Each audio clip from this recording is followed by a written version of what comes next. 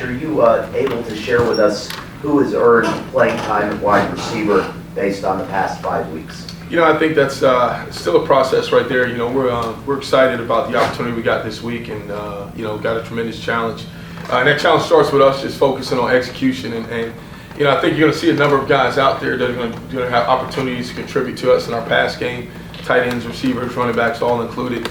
But the biggest focus point, regardless of the who, it's the how we do things. And it's about focusing on all the details, playing as perfect as possible, and executing at a very high level, so we can create some success for ourselves in the passing game. Josh, will you call the games from the press box, or will you be on the field? I'll be in the press box, and so that's a transition I made over the past 2 years that really feel comfortable, allows me to be able to see. And I've got great coaches on my staff that are able to communicate with the players on the field, and we're able to get those adjustments down in game. And so a big point of emphasis is having as many coaches on the field to allow them to coach their players during the game to get that immediate feedback. And so you'll see our staff very active throughout the game, really coaching and developing our players while the game is still going. What is the difference between the two for a coordinator, and why do you prefer to be upstairs? When I first started coordinating, I thought I saw everything great from the field, but it's amazing what you see from up top. It allows you really two things. One, obviously, to be able to see what an opposing defense is trying to do to you, but it also allows you that peace and calm, quietness up there where in between series where you're able to collect your thoughts, go through your self-scout, look at your notes, tendencies, and things like that, and not get caught up in the emotions of the game. I think one of the toughest things about calling games from the sideline is you get into the emotions. Now, the positive from calling from the sideline is you're able to impact your players. They're able to look you in the eye. You're able to look them in the eye. You get a feel for the game at a greater level than you do in the box. But in the box, it allows you to really be able to get adjustments made and be able to see everything happening. What's your experience been working with Tyler Van Dyke, and how quickly did he embrace the new offense? Oh, my experience has been great. I love Tyler, just like I do all of our offensive players. But he's just a mature guy. Just takes a very serious approach each and every day to his craft, and very, very coachable. And that's the thing I love about Tyler is, you tell him one thing one time, you don't have to tell it to him twice. And he's very passionate about developing. And one of the biggest challenges that we've had for him is just creating that, that rapport with everyone in the room, the receivers, the tight ends, bringing those guys along. And he's really embraced that this camp and trying to be that ultimate leader for our offense. Same question for Jake Garcia. Yeah, Jake's awesome. Jake's a guy that doesn't get rattled. He really takes coaching extremely well.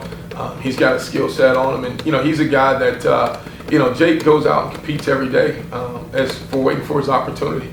And that's what you want out of your quarterbacks. You don't want the quarterbacks to look at it saying, I'm a 1, I'm a 2, or, I'm not going to play. You want all your quarterbacks to be preparing as if they're the starters. And, that's what those guys have really done and done at a really good level. And so that gives your play caller extreme confidence in all your quarterbacks when they prepare at that level. How's you preparing for week 1 under Mario Cristobal compared to working with Jim Harbaugh and other coaches you've worked with? Well, week 1 is week 1. So football is football, right, in preparation. But the thing that I'll say about Coach Cristobal is one of the things that's really been impactful for me since working for him is his drive and inspiration. He's very detailed as far as daily plan, weekly plan, and really drives the culture of not only the program but of the coaching staff. And so I've been able to learn so much in just a very short time under him and his direction and leadership. And it's been tremendous. You see everything that he wants to establish for his team laid out in front of this team. And it's a clear, concise process, and one that has not only helped reshape our football team, but also shape the coaches on our staff. Coach, with some of the running backs injured, how does that affect the game plan? Well, it just makes the next man have to prepare and be ready. What we do is what we do. Offensively, and obviously we've got some challenges in that running back room, but the guys that we do have healthy, we feel great about them. So now it's about knocking on wood and just trying to remain healthy as possible throughout the season, because it is a long season. We're just starting off in week 1, but right now we're excited about the guys. I think Cameron Parrish is going to have an opportunity to really kind of establish himself. And he's a guy that had some success last year at Ole Miss. We're very, very fortunate to have him because I think the world of him. He's a really talented player. And then, Thad Franklin and Jalen Knight and guys like that. Jalen Knight is a guy that everyone knows his ability, how explosive he is, and the big playability he has, and I think he's going to have a great season for us. But it's also going to force guys like that to really step their game up and be the next man in there ready. And so, we always do everything by committee, and we're going to continue to push and develop each and every player that we got on our roster and prepare those guys for when their number is called, they step up in those situations. Josh, what attracted you to working with Mario in the first place? What attracted you to the Miami opportunity? Well, first, it was the vision that Coach Cristobal had for this program. At the current situation that I was in, I wasn't looking to leave anywhere. It had to be the right situation. And being part of the right situation, you had to have all the right circumstances. You had to have the commitment, financially from, support, commitment from administration. You needed to have a vision that could lay out success. And one of the things that I've taken tremendous pride throughout my career is being part of championship teams. And I could see the championship type vision that Coach Cristobal had for the University of Miami. And it's easier sold when it's your alma mater. It's your place that you've had blood, sweat, and tears all over, in a place that you know so well. But you could tell, you could sense the urgency that he had to bring this program back to the days of when he knew it. And so that kind of lit a fire in me. And also being a former ACC guy, playing my college ball at Wake Forest, I know too much about this program. I've told my past, I played in the old Orange Bowl, having to come down here and play the University of Miami when it was rolling. And I knew how special of a program it was then. And so for me, it was about a challenge. In life, I don't think you can ever be afraid of challenges. And for some may see as a challenge, but for us as a staff, we see this as an unbelievable opportunity to bring Miami back. Hey Josh, obviously I know you guys can have a lot of different combinations on the offensive line, but just reviewing camp, who were maybe the most consistent guys that showed up every day and did what they were supposed to? Well, Coach Miraball's done a great job with that group, because I'll tell you, based on our depth and overall numbers, I think every guy's played every position. And so we've had to kind of move them around. But this is one of those weeks where we're looking forward to kind of settling in on starting five. And it all starts with the consistency of just having the same five out there each and every week. And obviously, a big piece of that is our health. And so being able to protect those guys. But, we've had some really good guys have some really good training camps. Obviously starts with DJ Scaife, who's a guy that, I was just watching the 2019 Miami Bethune-Cookman game, and I'm looking out there, Ja'Kai Clark's out there on the field, DJ Scaife's on the field, Will Mallory's on the field. So we've got some veteran guys when you look at it offensively that have been battle tested, that have played a lot of football. But then, I'll tell you, the thing I'm probably most excited about is getting guys like Jalen Rivers back healthy.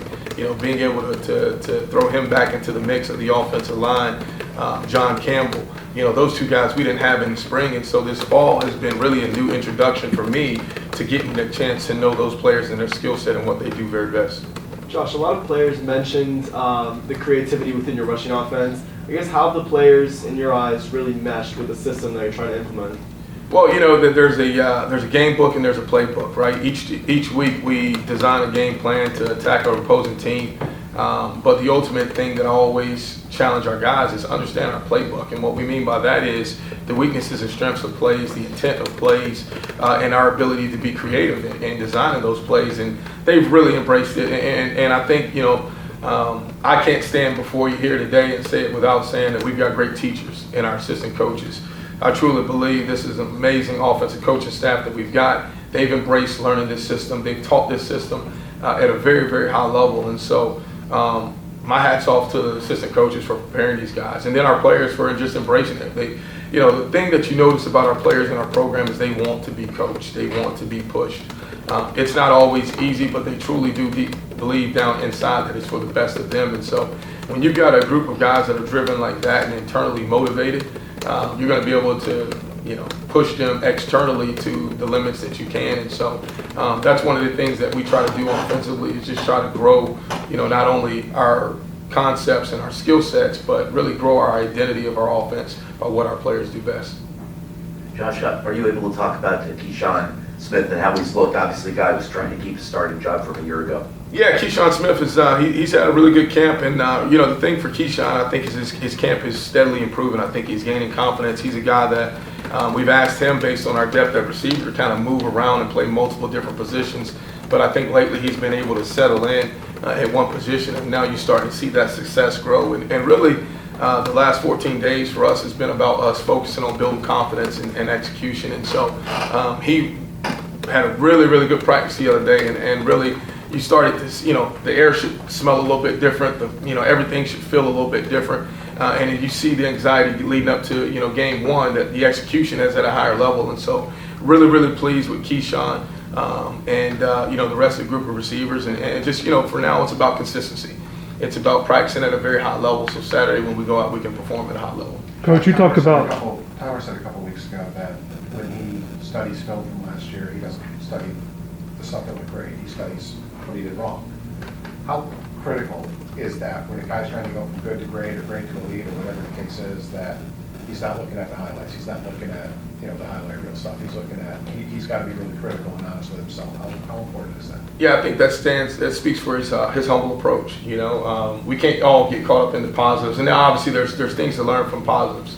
Positive plays obviously reinforce confidence in your ability in what you do, but also being able to learn through the mistakes. And I think for Tyler, I think last year just came fast. When you really look at it, he's a guy that started out his year thinking he was a number 2 quarterback and then gets thrust into a starting situation midway through the year. And so each game, each experience was totally new for him. One of the things about being a quarterback is you never really know what you have in a quarterback till you get game reps. And so for him, he didn't get a chance to have that oh wow moment where he could step back, take a breather each week and kind of sit back on his accomplishments. He had to continue to move himself forward each and every week with different challenges. And so the next step for him is being able to carry over that confidence from being a first-year starter to now being a second-year returning in college football. Now you're considered a veteran, and so guys don't normally stay 4 or 5 years. So now once you play 1-year football, you really got to be that voice in the room that becomes the leader of a unit. And so I think that's a great attribute of Tyler is just how humble he is, and he truly has the respect and beliefs of all his teammates around him. Coach, you talked about the adjustment Frank made in the spring with the transition. Just what did you see in fall camp?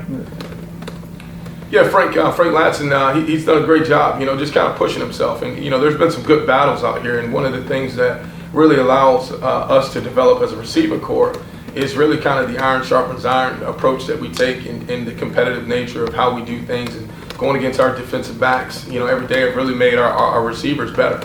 It's made our passing game better. It's made our quarterbacks better. But Frank exclusively, that's made him better. Being able to challenge against some of the DBs that we have and really going against those guys at a high level. But now for Frank, it's a guy that Frank is coming in now. It's about building and establishing that confidence. He played a lot as a true freshman at the previous institution he was at. Kind of had some time off or time not out on the field in the last year, and so now it's about getting that confidence back, getting into that rhythm. Of being someone that we're going to lean on to make a ton of plays. And the biggest thing for us as a staff and telling Frank is, you got to now build that confidence back into yourself, that belief that, we believe in Frank that he's going to make a ton of big plays for us. And we want him to be able to go carry that same belief out there in himself on the field. Hey, Josh, the tight end, we got to have one more? Okay. Yeah, last one. Thank you. The tight ends room, since you haven't touched on them, how many of those guys are you comfortable playing, and where does Jaleel Skinner fit in as a freshman?